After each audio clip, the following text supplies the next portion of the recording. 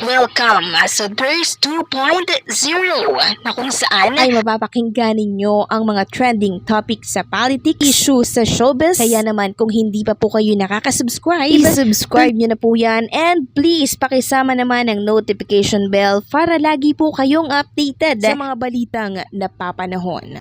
So ayun, welcome back again sa ating YouTube channel mga ka-Dabbercads. Dito muna siguro ako mag-update ng tungkol sa mga Dabbercads natin, tungkol sa Itbulaga.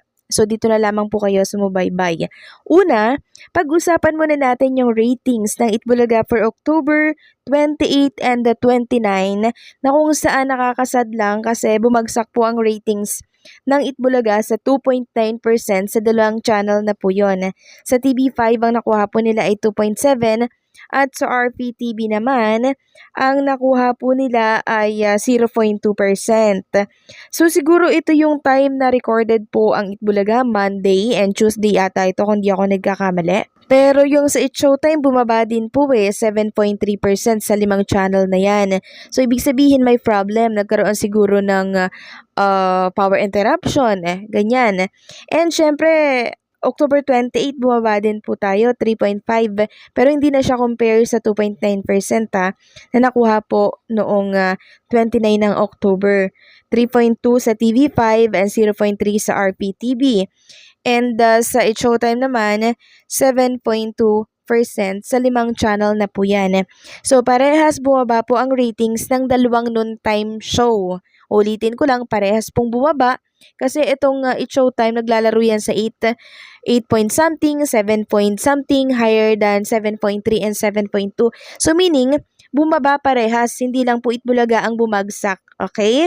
Huwag tayong mag-isip ng kung ano-ano dyan kasi nagkaroon lang siguro ng power interruption sa ibang mga province and lugar kasi meron pa akong mga nababalitaan mga ka-Dabbercads na wala daw power sa kanilang province.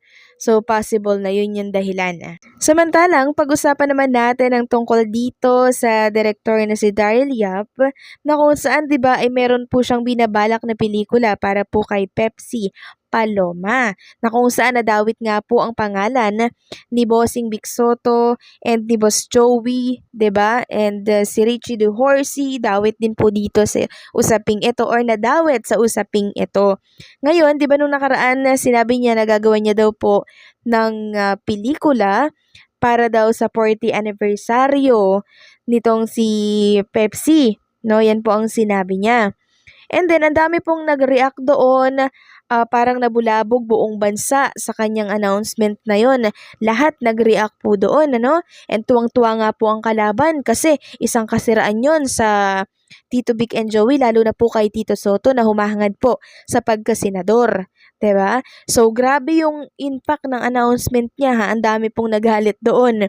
Meron pa nga pong baka makasuhan ka dyan. Baka ano ka dyan, tapos na yung case na yan, bakit ibabalik pa? No, yan po ang sabi ng ilang mga netizen. Ngayon, parang kumabig po itong si Daryl Yap. Sabi niya po kahapon, kalma tayo. Isusulat ko pa lang. Wala naman akong balak manira o mag-embento. Ang bawat pagkukwento ay pagkakataon. Hindi lang sa isang panig, walang dapat ikabahala ang walang kasalanan.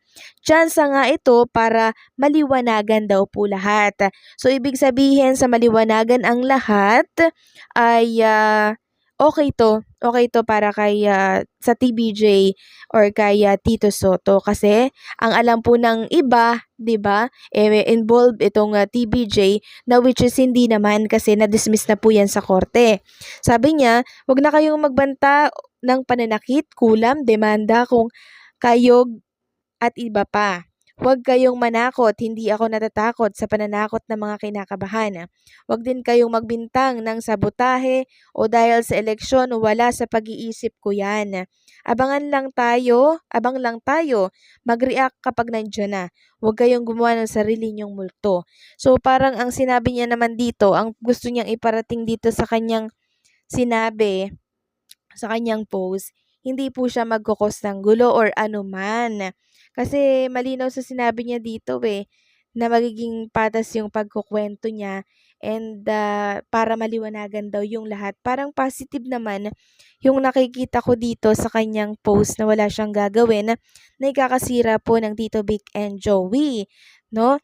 And sabi pa dito, ang dami pong nananakot, ang daming nagbabanta sa kanya. So, ganyan po karami ang mga lihitimo na Dabbercads, talagang handa pong ipagtanggol ang Tito Vic and Joey pag ito ay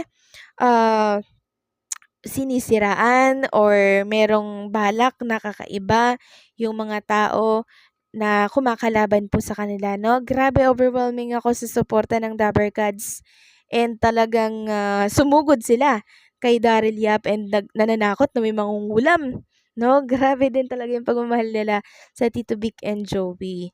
Grabe, salamat po mga ka-Dabbercads, no? Dahil talagang andyan pa din kayo at patuloy na minamahal at sinusuportahan ang tatlong trio. Samantalang pag-usapan naman natin ang tungkol po dito sa katanungan po ng marami kahapon pa. So, hinahanap po kasi nila itong si Maine Mendoza, bakit daw wala ito sa Itbulaga kahapon. So, yan po ang katanungan po nila. At napag-alaman nga po natin na si Maine Mendoza po pala ay umalis dito sa Pilipinas. Umalis po muna siya, no? Nasa USJ Osaka, nasa Japan po siya. Ito nga po yung ilan sa mga picture niya, oh. Kasama niya po dyan, si Arjo Ataide. So, ayan po, kuha po ng ilang mga fans, oh. Nasa Japan po and namasyal, nag-vacation muna si Maine Mendoza. Huminga po siya ng konti kasi nitong mga nakaraan, napaka-busy niya po eh. Siyempre, deserve naman ng isang Maine Mendoza magbakasyon. So, ayan po ha, sa mga naghahanap kay Maine Mendoza, umalis muna siya and nasa Japan, nasa vacation muna siya para mag-enjoy. Siyempre, 'di ba? Family time muna or family labing muna ganyan. Kasi 'di ba, parang ang tagal na po nilang inaasam na magkaroon sila ng baby ni Arjo. Kaya siguro lumabas muna sila ng bansa para makapag-relax. Kasi pag stress kayo parehas, malaki yung chance na hindi kayo makabuo ng baby. Kasi 'di ba si Arjo Kong dyan sa QC, 'di ba? And si Maine Mendoza host naman dito sa Itbulaga. Araw-araw, ilang 4 na araw siyang nagtatrabaho sa isang linggo, 'di ba? Kasi yung 2 araw doon ay recorded na. So, sa 2 araw na yon, syempre, 2 times yung pagod ni Maine Mendoza, 'di ba? 2 times sa isang araw. So, stress, kaya kailangan niya pong magpahinga, huminga, mag-relax, para nang sa ganun ay maging malusog din yung mga cell nila para makabuo po ng baby. So, hanggang dito na lamang po mga ka-Dabbercads yung ating unang update, and baka dito na ako mag-update mga ka-Dabbercads. Dito na lamang po kayo sumubaybay at sumuporta.